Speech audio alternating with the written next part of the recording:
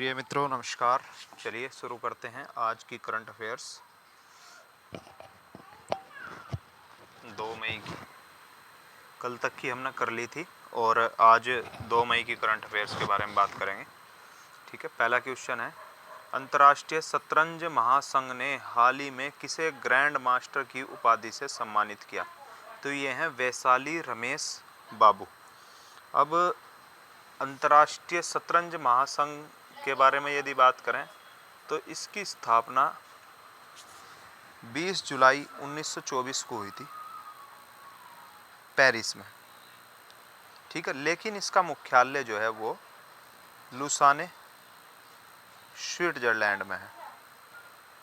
ठीक है, अब इस उपाधि के बारे में बात कर लेते हैं ग्रैंड मास्टर की। ये अब तक तीसरे भारतीय हैं जिन्हें अंतर्राष्ट्रीय शतरंज महासंघ ने ग्रैंड मास्टर की उपाधि दी। इससे पहले एक है कोनेरू हम्पी, ठीक है, दूसरे हैं हरिका द्रोण वैली है शायद। ठीक है, चलिए आगे चलते हैं।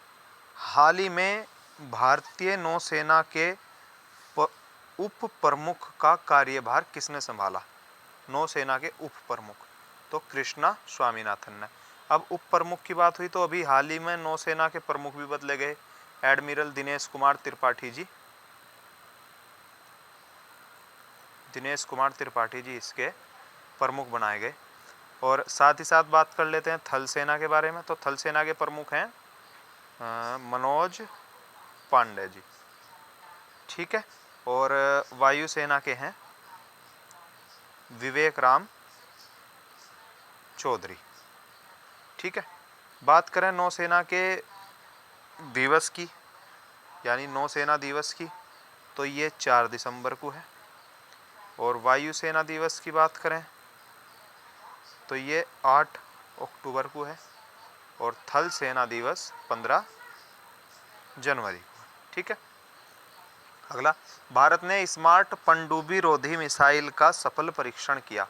यह किसके द्वारा तैयार किया गया है?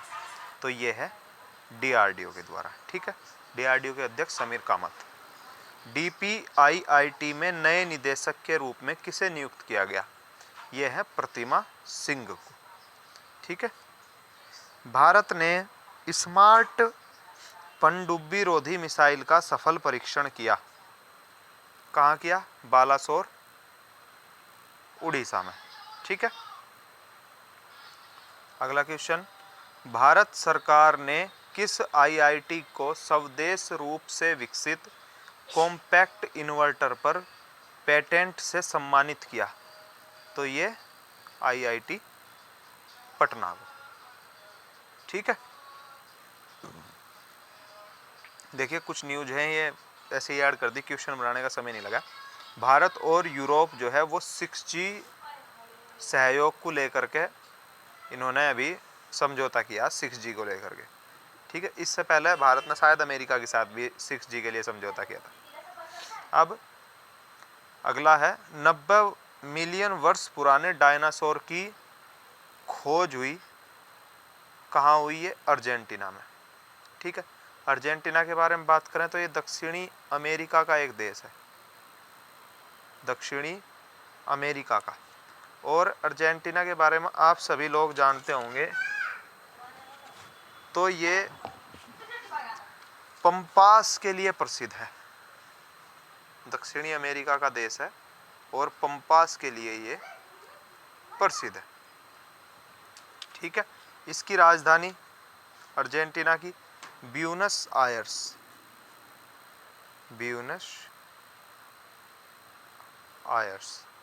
ठीक है, और इसकी अर्जेंटीना की जो मुद्रा है वो है पेसो, अर्जेंटीनाई पेसो।